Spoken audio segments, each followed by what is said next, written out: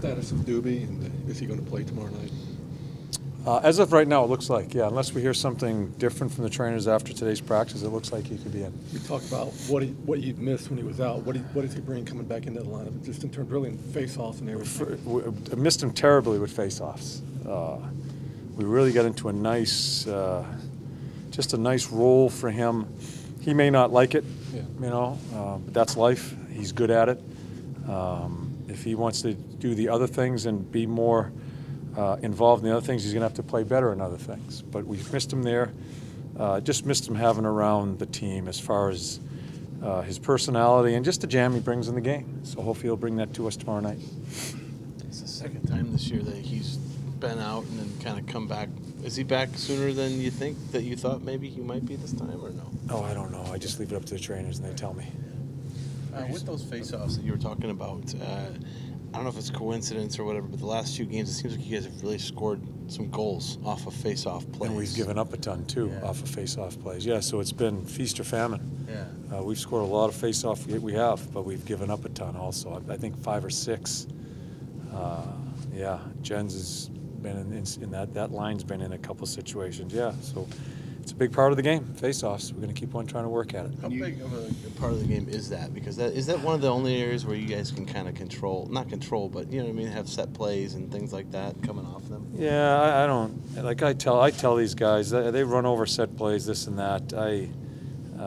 Teams pre-scout, they know the set plays.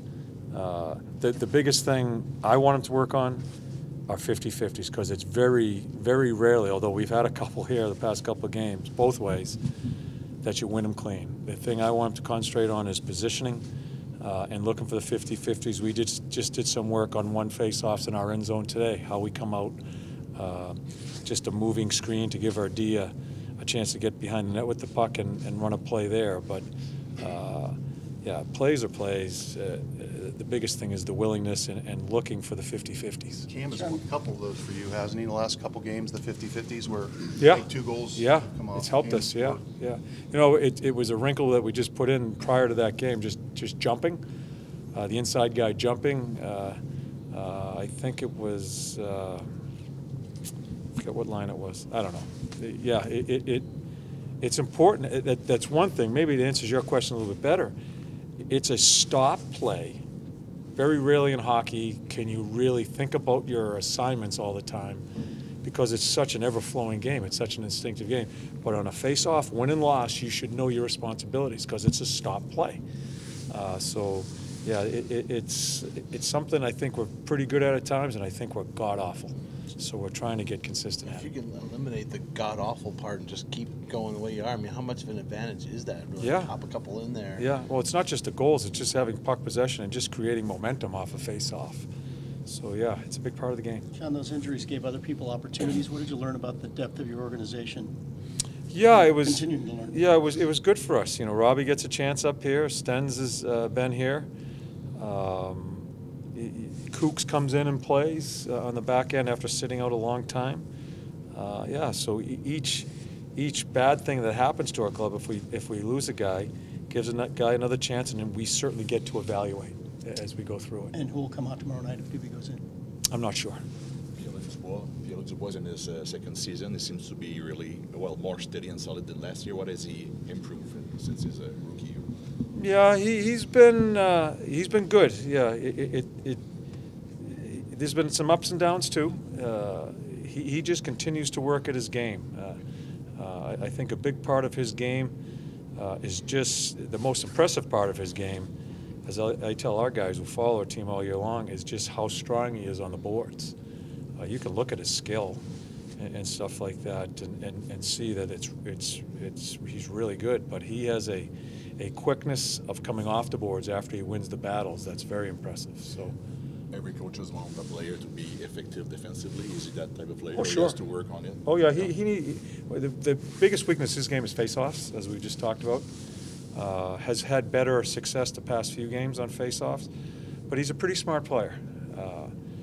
I think sometimes he gets wrapped up with Cam and Brett, and they forget that they have to come back too and play on the other end, because they always want to go on the offense. So it's kind of a fine line that I'm working with them. I I don't want to turn them into checkers, but they also have to meet us halfway as far as back pressure and doing their job in the end zone. He's a smart guy, and quite honestly, he's probably the most important guy on that line because he does all the things that kind of helps his two wingers. How rare is it if you have a guy like the skill? Lots of guys come into the league with skill. They have that skill, but also have the physicality and feel comfortable using it. I'm talking about Dubois again. Yeah. In terms of banging and crashing with guys that he probably watched growing up, guys that are the same size as he is, just using his frame physically. Many young guys struggle with that. Yeah, it is. Well, he's willing. You know, last year, this year, he has played against the top people right on through here because he has become our #1 center. So he handles it very well. Big thing with him is it tends to get good to him sometimes, and he forgets to continue to do the stuff that makes him what he is. It's something I watch daily with him. His practice habits, his how he carries himself. That's something that is a little bit of work in progress because I do think it gets good to him, as it does with young kids that are having success in this league. It's something I watch very closely. Is his wiring a little bit like Anderson's in that he's a big physical guy, but that sort of nastiness and the snarl doesn't come naturally to them all the time? It has to be sort of provoked a little bit? Yeah, I don't know. I don't think Luke's that way. I don't think he's looking to be I just think, I think that's a big part of his game. I think he brings attention to himself from the opposition because he's willing to play in the areas and is willing to bang around. And I know in some young players I've coached before, when they're in those situations and it's a scrum, sometimes when you're a young guy, you're not kind of looking the guy in the eyeball. Right. He's looking the guy in the eyeball. And he may get banged around a little bit and may get beat up occasionally here as he goes through the league and the way he plays, but he's going to look the guy in the eyeball. That's what I really respect about him. Would you like to see him use that size and strength that he has in the face-off circle a little more? It's hard. Yeah. It's easy to say, big, strong guy. The way they the way they have you set up on face-offs, it really takes a lot of that out of it. Yeah. It's very difficult for a young guy trying to find his way in face-offs with the new rules. It's really hard. Heard you call defenseman a thinking man's position because of how you have to keep an eye on the game. How good is Seth at seeing and thinking the game when he's out there? Oh, sure. It's a huge part of his. He's got great anticipation skills. He's not only a fast player physically, he's a fast player mentally, and that's a skill. Anticipating that draws you to an area where you should be maybe a split second sooner, which is a huge part of succeeding in this league. So both ways, on attack coming at him and offensively, reading plays to jump in, looking for people when he has the puck. He has great anticipation skills. You were talking the other day about the 3-on-3 and the importance of reloading if you don't have a play. Jones and a couple other players had mentioned, you guys lost a game in Pittsburgh, I think it was 2 years ago, where Doobie was trying to keep the puck alive, and I think Crosby scores. Yeah. Was that one of those things for you? Is like, okay, we may not practice it, but it's a teaching thing. Yeah. I'm not sure if we talked about it. I mean, you're talking 2 years ago. I know. I remember the play though. Yeah. I remember. But I think again, they have learned how to play themselves through the experience of this overtime. We don't spend much time talking about it. We haven't worked on it once in practice. And it's really taught me, again, as I always say to you guys, let them figure it out too. We can come up with all these plays and all we do is cloud their heads. Instead, let them be instinctive. So yeah, we're not going to get in the way. You guys have only had one shootout this year, probably because the 3-on-3 came in, 4 or 5 years ago. Are you glad that they put that in to finish games? The 3-on-3? I hate the shootout. You do? I do. Yeah. So you hate that more than maybe the... I hate that.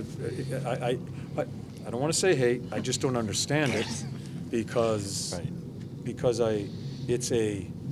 it's such a team game, and I just don't get deciding a game on an individual skill. Right. And I'm sure there's arguments both ways, but you're not going to budge me. I just, I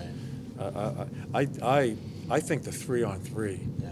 I get caught. I even get on the bench, get caught watching it. I think it's really fun. Right. They want to have some fun in the game. Keep this. Let us keep on playing. And don't make it 5 minutes. Let us keep on playing instead of that silly shootout. Yeah. John, you had the military families here today. Tomorrow will be a special night. That sets this apart, certainly for you. To have these types of events makes it just more than any other game. Yeah, you know, you read the story, you know, we have followed it pretty closely over there in Syria just the past couple of days as far as what's going on there. It is a, to have them around us, they dwarf us. They do. The military people dwarf us. We talk about mindset with athletes. Are you kidding me? You talk about the military, the mindset that they have, and the balls that they have to give us our opportunities. It's just far. Who is that? Is that Rimmer? No, it was me. You're fine, Billy. Are you blaming me again? No, I got it. Oh, there you are. I accept your sorry, Johnny. No. You know what I mean, Dave? I mean, it's a question. Yeah, it's emotional for me, not because my son's in, because of just the people we have had an opportunity to meet just in our sport as we go from city to city and we get an opportunity to meet these guys, just how they conduct themselves and how their families, what they're living through. So we're entertainment. To have them around us, they stand over us and cast a huge shadow as far as how they handle themselves. Just talking to a couple of guys up there, they certainly know your family connection, and I think that makes them feel more connected to the team. Do you get that sense too when you have these guys? I don't know. I try to keep it separate. You know, my son, obviously we watch everything very closely in the world news and all the things that go on, but it's not my son. I have had the opportunity just through sports all through the years, as this has just got so crazy in our world, to meet all these people. That's what's great, the opportunity that you get because you're in the entertainment business to meet these people. They're excited to meet us, but to me, it's got to be, and for our players, I know with our players, it's reversed. How cool it is for us to sit with them and hopefully catch a story. You know, everybody, which doesn't happen that often. You know, they keep it to themselves, but. Yeah, that's something, that's a long subject for me as far as what you can talk about. There's not enough words to be said for those men and women that give us this opportunity. And you have to remember their families too, that are going through it with them as they're trying to hope that they stay safe. So I'm really looking forward to tomorrow night. Have you had a chance to go to New Veterans Memorial? Seeing they open up? I have not. That's new, is it not? Yeah. You know who was telling me? Jamie Healy was telling me about it just last week. And he says it's just awesome. Did you see he put it on the tags in the military jerseys, a picture of the Veterans Memorial? I did not. Yeah. Oh, really? Yeah. That's cool. He was raving about it. Just It's beautiful. Yeah. So, yeah, that is the most important thing. Not this crap we're talking about. That is the most important thing because we don't do this crap if we don't have those people taking care of us. Is there a son overseas or is he here in the U.S.? Yeah, you know, that stuff I'm going to, I just don't like talking about where he is and what's going on with him. But I appreciate you asking, yes.